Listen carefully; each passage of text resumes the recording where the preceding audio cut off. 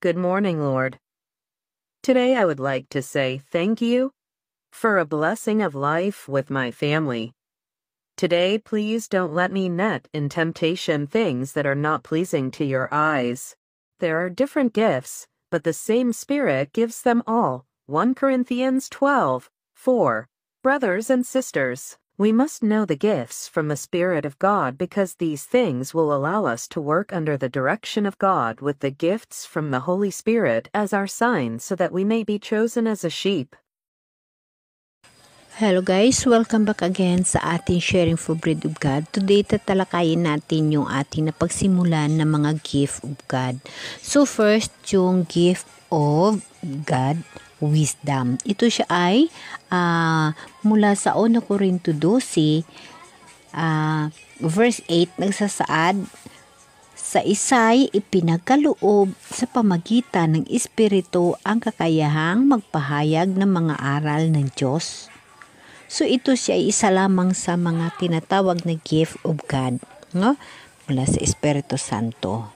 Brothers and sisters, ang mga bagay na ito ay pangbihira na makatanggap yung isang tao sa pag-uunawa ng mga bagay-bagay na mula sa mahal na Diyos. Lahat tayo nanampalataya, ngunit iba ang taong pinili na magkaroon ng mga gift of God na nakakaunawa at ikinabubuhay ang pag-uunawa sa mga pulong ng mahal na Diyos. Minsan masasabi natin na ako ay nanampalataya rin at nag-uunawa rin sa mga pulong ng Diyos. Ngunit may pinagkaiba ho. Pag yung Espiritu Santo ng mahal na Diyos ay nasa buhay mo or nagkaroon ka ng tinatawag na gift of God, yun ho ang tinatawag na ang relasyon mo sa Diyos ay napakalapit. Yun ho siya ang ulo mo at ikaw ang katawan. Ang karunungan na ang tinatawag na wisdom, ang karunungan ito ay tumutukoy sa pagkaroon ng kaalaman o pag-unawa, no? At paghatol na nakabatay sa nakaranasan at pag-aaral. Ito yung mga bagay na pag magkaroon ka ng sharing or pagkaroon ka ng gift of God, so share ka.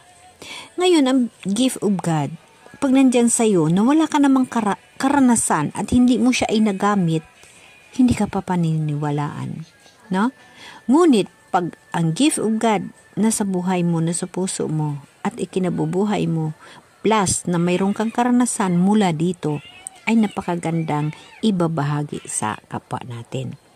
Minsan, ang sinasabi na ang karunungan ay hindi lamang ito sa karunungan na ordinaryong tao, o sa mga karunungan tinatawag na marunong ka sa lahat ng bagay or marunong ka sa may abilidad ka na tinatawag. Ngunit ang tinatawag na karunungan sa espiritualidad, ito yung kaalaman sa pag-unawa sa mga bagay na may kinalaman sa espiritualidad at sa relasyon sa Diyos. Ito yung tinatawag na nakakaunawa ka ng mga bagay na ukol sa Diyos or ang ipinapahiwatig ng mahal na Diyos sa iyo, no? So, dito sa words of wisdom, isa lang ito sa inregalo ng mahal na Diyos sa atin sa tinatawag na a gift of God from Holy Spirit. So, minsan sasabihin natin na mayroon din ako niyan. Lahat ho tayong mayroon. Mayroon ho tayong karunungan. Ngunit iba ho ang karunungan na regalo ng Diyos mula sa Espiritu Santo na ginagamit mo sa buhay mo or siyang ikinabubuhay mo sa mayroon kang karunungan na hindi mo naman ginagamit sa sariling pamumuhay mo. Nakaunawa ka nga, ngunit yung ginagawa mo ay hindi naman tama. Ang karunungan, hindi lamang sa kung ano-anong bagay, kundi karunungan na regalo ng Diyos dahil marunong tayo umunawa, marunong tayo umintindi at magkilala ng tama at mali. Isa ho yun sa gift of God na binigay sa atin ang tinatawag na karunungan. So sa ating panampalataya, may mga bagay na dapat natin malalaman na ang karunungan ay ginagamit din sa tinatawag na pamumuhay bilang templo ng Diyos. Kaya nga sa ating panampalataya, iba't ibang paraan, iba't ibang bahagi ang paglilingkod sa mahal na Diyos. Brothers and sisters, hindi lamang sa isang templo o isang simbahan o isang kaharian ang tinatawag na pagbabahagi ng karunungan ukol sa mahal na Diyos. Ito ay ipinagbahagi sa iba't ibang kaanyuan, iba't ibang paraan. Ibig sabihin, iba't ibang paraan ang pagtuturo, ang pagbibigay sa mahal na Diyos. Iba't ibang paraan ang ating pagkinig sa iba. Iba-ibang templo, iba-ibang iglesia.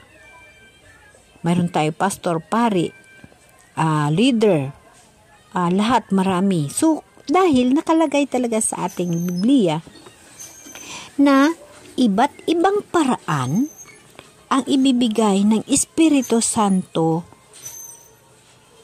sa mga tao, ngunit iisa lamang ang kanilang pinanggalingan at pinaglilingkuran.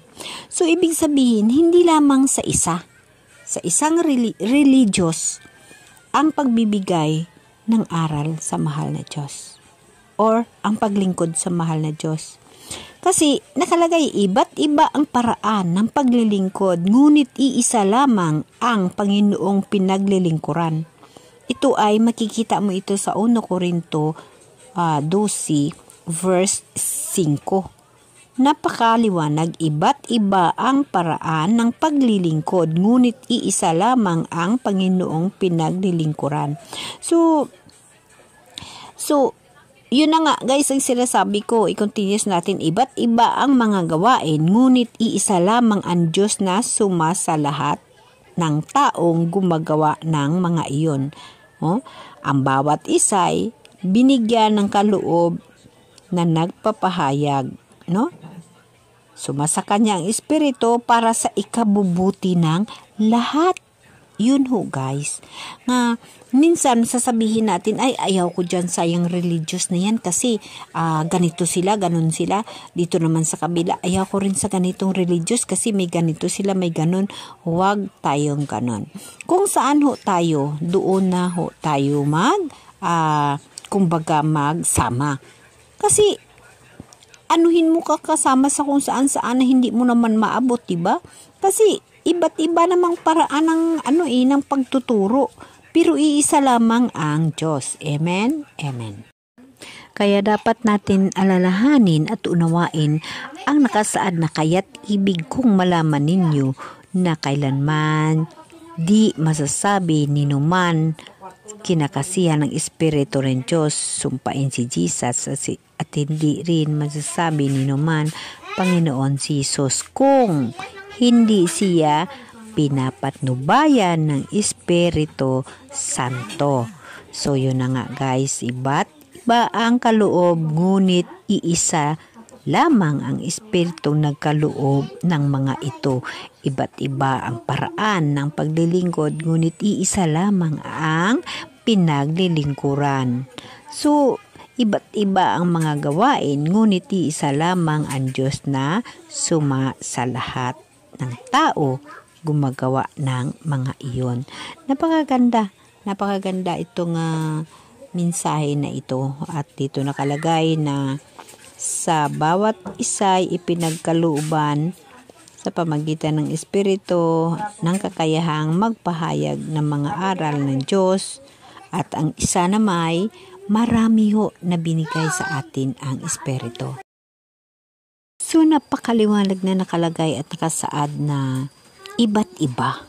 So ibig sabihin, hindi lamang sa isang grupo na mamahayag ang tamang pulong ng Diyos. Iba't iba Iba't iba. Ngunit, ang dapat lang natin laging unawain na pag ang gift ng God ay realidad or ang tanda ng mahal na Diyos ay nasa sayo, ang kanyang Espiritu Santo nandyan sayo, ibig sabihin ay tama ang nilalandas mo dahil sa Holy Spirit. Amen?